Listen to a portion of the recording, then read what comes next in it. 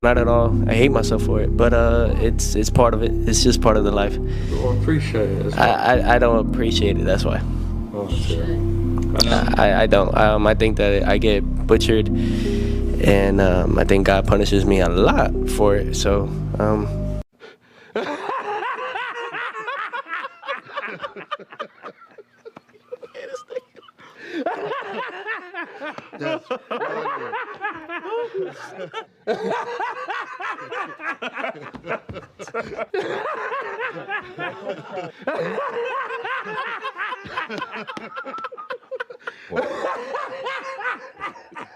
I'm just a punching bag to that. So one day I'll get, maybe one day, but not yet. We appreciate you though, brother.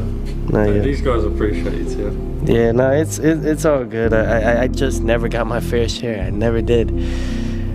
Not once, man. My goodness, you soft like Charmin.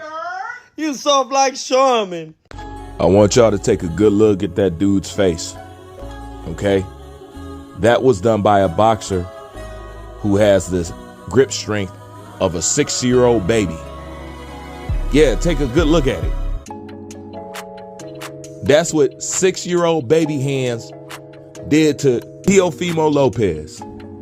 You know, I like how y'all are compassionate, you know, about Teofimo Lopez and losing, even though this is some super sucker, super soft Charmin shit in itself, you know? Stop playing victim, T.O. Come on, man, pull your pants up. Stop playing a victim. Come on now. Oh my God. They're always trailing this motherfucking wagon behind them. Let's not do the victim thing, T.O. Okay? Let's not do that. But I like to see people compassionate about him getting his ass whooped, because that's exactly what was going on. But then y'all look at me sideways because I laugh at him. Hold on, bro. Keep the same energy. You know what I'm saying? This stuff is just as funny to me as it was Shakur Stevenson crying in the Olympics. You guys still laugh about that, right? Right? But it wasn't funny when Lomachenko got sick to that back room on that couch, crying his eyes out like a 3-year-old. That wasn't funny to you. But Shakur Stevenson losing in the Olympics was. Y'all still bring that up. Okay? But y'all wasn't laughing when Lomachenko was on that couch crying his fucking eyes out. Wasn't funny then, was it? All right, so don't expect me to care about this. Stop being a victim. Pull yourself up. And did this fool just say he never got his chance or some shit like that? You know what? Bell Pepper Nose, I halfway understand what you talk about, but you can't say that, T.O. You had the world in your hands, okay? Mentally, okay? Your attitude, your talent took you to a place that your mentality and attitude couldn't keep you. We hear this story all the time. I don't want to hear about you didn't get this or you didn't get that. You did get it. Now, did they want to give it? No. Did you step up and take it? Yes. More praise to you.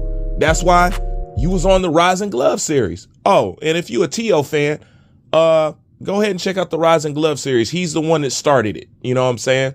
So you can't say, oh, you ain't never liked T.O. T.O. was my man.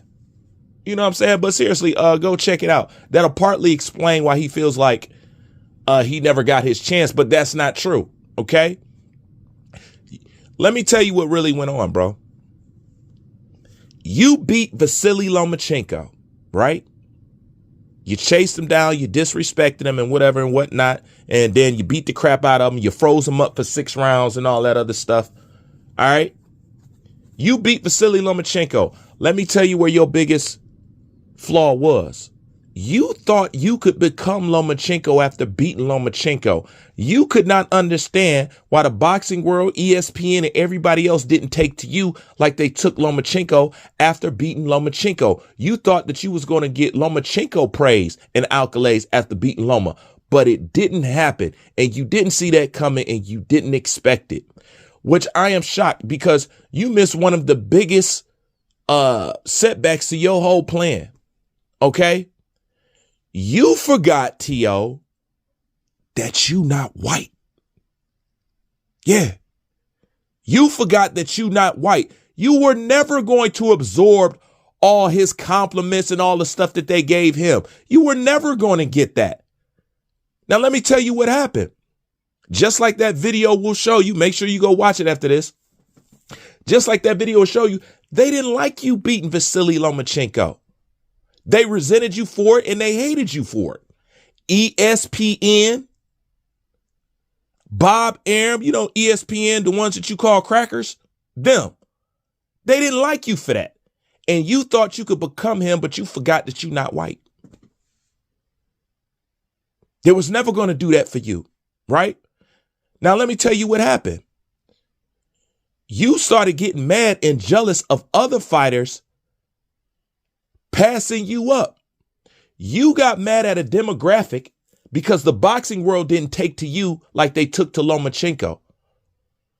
So you attack the black community out of anger and out of jealousy because out of all of what you have done, you thought that you should be getting praise like that. But to you, it was the black fighters that was getting praise and attention, which is crazy because you know, just like I know in this sport, that's the group that everybody is reluctant to give credit to.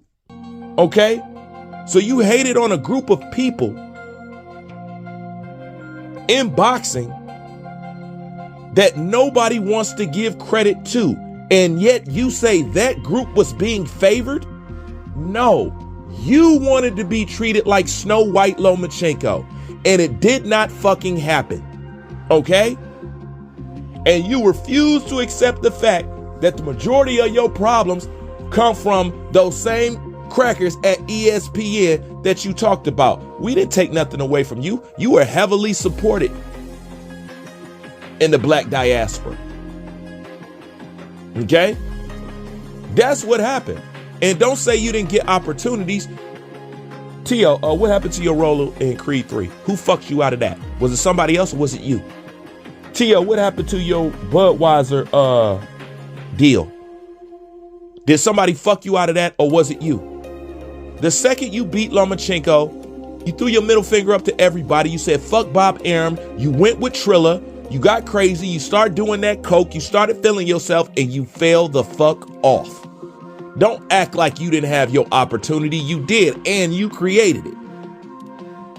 You just don't understand. You was never going to get talked about and praised like Lomachenko. You realize that you are used as a tool, like the foreign boxers, to be a buffer or an antagonist to black American fighters. That's your role, and you knew that. That's why you doubled down on full-fledged racism for support when you stopped getting support for just doing what you do inside of the ring. You understood the politics. You understand it most than anybody. You, Blair Cobbs, Tyson Fury, y'all understand the art of selling fights and the psychology of this whole shit. Y'all understand that shit. You really do. Okay? But there was never going to erase a loss for you. You took out their man and made them look stupid. Okay? You froze that dude up for 6 rounds. They've been saying this dude is pound for pound, this pound. You think they didn't dislike you for that? You knew it. But you was a coward and you attacked the group that had nothing to do with your fucking situation. But then you're going to talk about God is punishing you. But then you say, where that nigger at? But then you acknowledge that God is a melanated God's son, came to this plane on this earth as a melanated individual. You recognize that, but still say that? Now, see, that's the tricky thing about people. Everybody love to hug that Bible and mention God, but it's racist as hell. How are you going to do that when God is not a pale face? Or the guy that you refer to, God or Jesus, is not a pale face. It's amazing. You got the Pope over there bowing down to a black Madonna and child, kissing the feet, and y'all still act like y'all don't know what's up. It's amazing. And then in the end, didn't you say ESPN can keep the black fighters? Didn't you say that? But at the end of your fight, wasn't you begging a black fighter for a shot? See, they just think y'all supposed to take all type of disrespect. And part of that is y'all problem.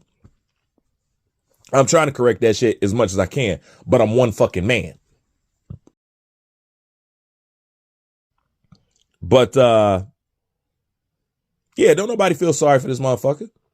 And don't act like you sit up here and didn't get the opportunities. You got an opportunity that Shakur didn't get. And then again, Shakur wasn't really trying to pursue it at the same time. Don't get it twisted. You know what I'm saying? But you'd have had your opportunities and everything. You'd have had the support. You'd have had the movie roles. You'd have had the beer deals and all that stuff. That's more than what I see for a lot of these guys. I don't know these guys sponsored by anybody. You was one of the boxers outside of Anthony Joshua that I knew had some straight up sponsors. So you had it right in your hand.